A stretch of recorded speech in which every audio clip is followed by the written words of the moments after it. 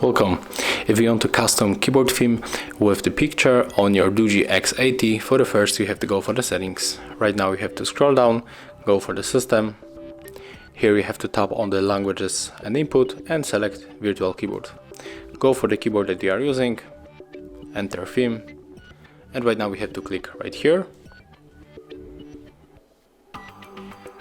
And now we have to pick up the picture that you want to take.